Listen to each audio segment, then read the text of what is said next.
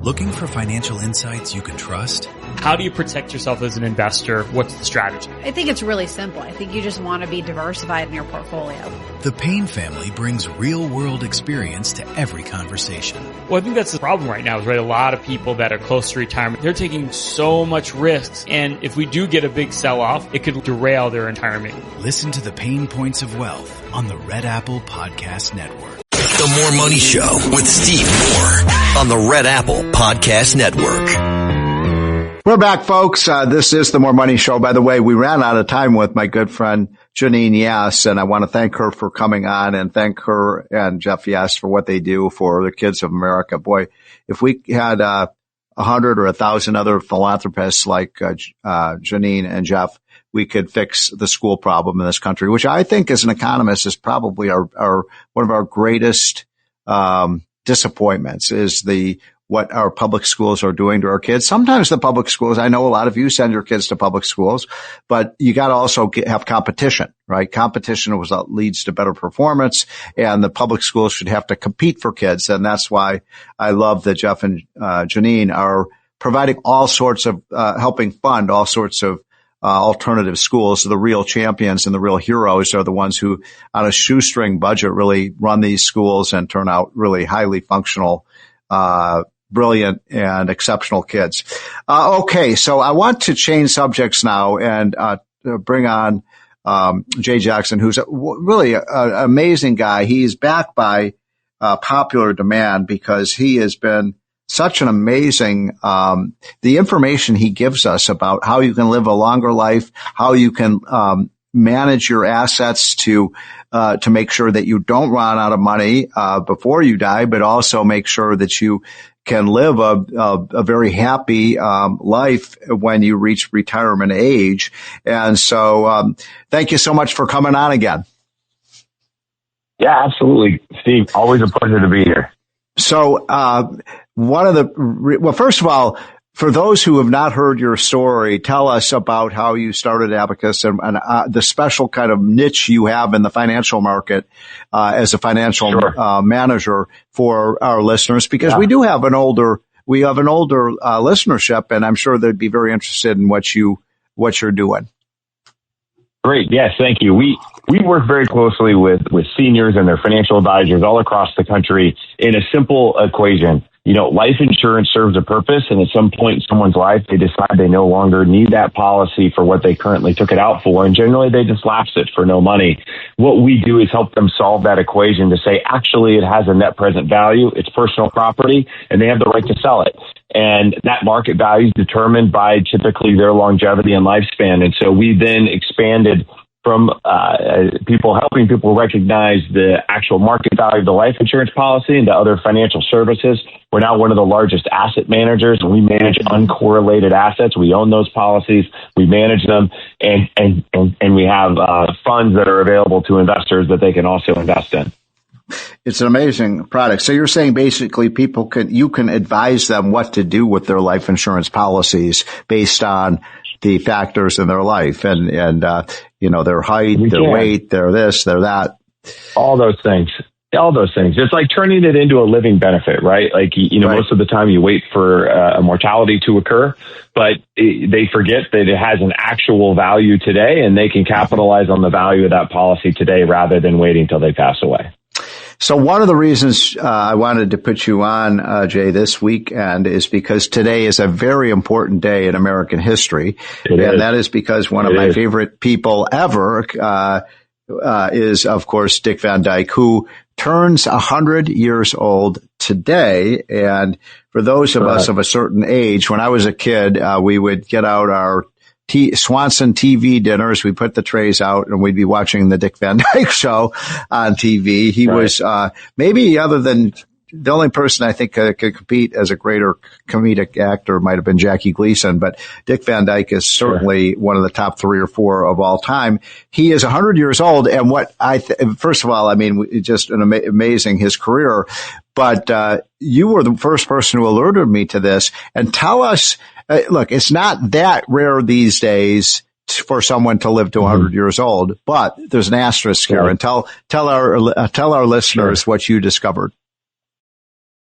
Take take my word for it. I live there. Come to Florida. Get pre-approved right now with my guy Michael Kotze. Call him at 561-441-2730. He's got Choice Mortgage and a great real estate team. Get pre-approved right now. Michael Kotze, 561-441-2730. Buy in Florida right now. Don't wait. Save money on state taxes. Make your move today with Choice Mortgage. Trust me, Florida is waiting. This guy's so good, he did my commercials in Florida too. Mike Kotze, 561-441-2730. A ride.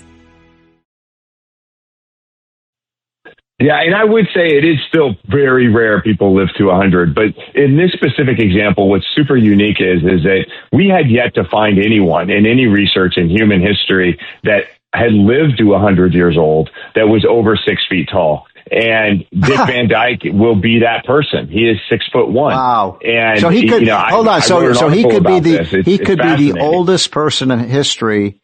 I mean, that's over 6 feet. With the longest. I mean, in other words, he is the tallest person in history to live over 100 years old. Yeah, and that's documented. He might be. It's funny. Yeah, documented, right. When we started saying this, you kind of find some people that come out of the woodwork and say, well, wait, I think my grandfather was taller. And it just depends, right?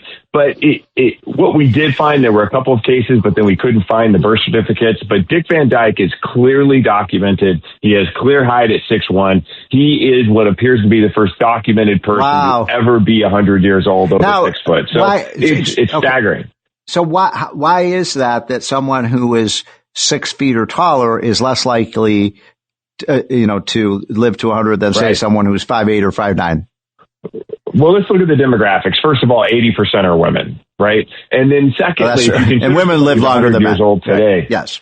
Yeah, and they're also not. And there aren't too many women who are over 6 feet tall. Right. That's exactly right. Specifically, somebody who was born in the 20s, right? And that's really what we're going back to. And so when you start to look at how people aged and the timing of when that occurred, it was also fairly rare. You didn't have men quite as tall at the time too. So, but the point to this story was that we all have our own mortality, right? How many times daily do we hear time is our most precious asset that we have? All the time.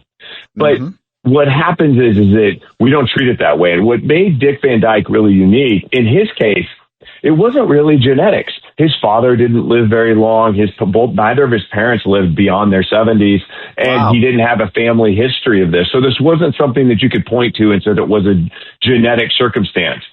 Certainly, he had the lucky 100-year-old gene. But beyond that, what made Dick Van Dyke unique, and he spends a lot of time talking about this, is that he reduced stress in his life by a couple of things. One, he lived a life of happiness. I just want to, so let me just interrupt you for a second, because this was what was so fascinating about about what you wrote about Dick Van Dyke. And, it's just an amazing story. And I really applaud you for digging into this research. But you said that, by the way, one of the things you said is that he's appeared in Coldplay, the rock group, Coldplay music videos. He was in there. He was in there. He was doing music videos at 99. Rick Springfield caught him in the gym doing bench presses. Oh my God. Last year, 6 months ago. This is something that he literally lived his life with purpose, exercised. Yeah. Literally embraced. Hold on. Let's go over. Slow down time. Right. Let's go over each one of these, because you had a fabulous. Sure. This is a great checklist for people if you want to live a long, healthy, and happy life. I'm going to go over each one of these with you because they're all important. So the first one you say is exercise regularly, and you write that Dick Van Dyke is in the gym at 99 almost every day. Amazing. Yes. What's your excuse? How do you not go to the gym? He's there at 99. It matters. And so even a little bit of exercise probably. Yeah, even a little exercise at that age helps a lot, doesn't it? Of course. I've said this on this show before, was that the biggest impact to lifespan extension is exercise by far. It's not even close. There is no magic pill that can touch what exercise does. It can expand lifespan by 16%. Okay, so by the way, I'm talking to Jay Jackson from Abacus, who's an expert on longevity, and you've got to get his products. They're just amazing. The second one, and we're running a little bit out of time, so I want to go over these a little quickly. Yeah. Second one, practice good mental health. What does that mean? Let go of anger. Dick Van Dyke never carried hate. He was quoted 100 times on it. And I have to tell you, in a political environment that we're in today, regardless of where you stand, this is a big deal, right? Let this go and just focus on yourself and focus on being appreciative of where you are in the moment, right? Being in the moment is what matters most. And that's how you live longer, because you slow time down. Yeah, he said in his book that Dick Van Dyke we're talking about said he doesn't have a lot of anger or hate or resentment. No. That's amazing. He said he never had enemies. That was his big carry. He just never let it, and particularly with the holidays where we're talking about not sitting down with family members, which is insane to me. Like, take a page from Dick Van Dyke. I don't even know where he stood politically. It doesn't matter, right? He didn't carry that hate. How about this one? Your third one is find purpose. And you say that Dick Van Dyke stayed active in his career and personal life throughout his 80s and 90s because he had reasons to get up every morning. Absolutely, right? Like, he embraced his mortality and he got up every single day and said, hey, look, I'm going to go to work. I'm going to have purpose. I'm going to do things that matter. He was doing acting and dancing and all of these things into his 80s and 90s. Yeah. You get to it in your 60s and 70s. He never stopped, right? And we all define work differently, but he had a purpose, and a lot of us define work as our purpose. Find your purpose and you can get in there. I love this last one, Jay, and we've just got a minute left, but this is so great. And this is Jay Jackson who wrote this piece about Dick Van Dyke, and you say, cultivate joy, and then you have a quote from Dick Van Dyke, I never wake up in a bad mood. Sometimes I wake up in a bad mood. I know. Listen, we all do, because maybe we got this hangover. And what I tell you is this. The reason he didn't wake up in a bad mood, because he literally set his free. He says, I'm not going to carry this, right? By doing so, it created his urgency without anxiety. It transformed his ordinary moments into precious ones. If people do that right now in the holidays, it will have a big difference. They can live like Dick Van Dyke. Well, he has given us a lot here, and there's nothing here that costs you money. This is exactly. That's a great point. But by the way, people should check out Jay Jackson at Abacus. How do people reach you at Abacus? Sure. Yeah, for sure. Go on to abacusgm.com. I've got a Substack that you can read at Jay Jackson ABL. You can actually read this article. You can go on to LinkedIn and you can see it there as well. But man, it's been a pleasure. If I don't get a chance to talk to you, happy holidays, Merry Christmas. You too. Like, this is a great time of year. Thank you to you, and of course to Dick Van Dyke for a lifetime of laughs and smiles. Folks, we will be right back. This is the More Money Show. Looking for financial insights you can trust? How do you protect yourself as an investor? What's the strategy? I think it's really simple. I think you just want to be diversified in your portfolio. The Payne family brings real-world experience to every conversation. Well, I think that's the problem right now is, right, a lot of people that are close to retirement, they're taking so much risks. And if we do get a big sell-off, it could derail their retirement. Listen to the Pain Points of Wealth on the Red Apple Podcast Network.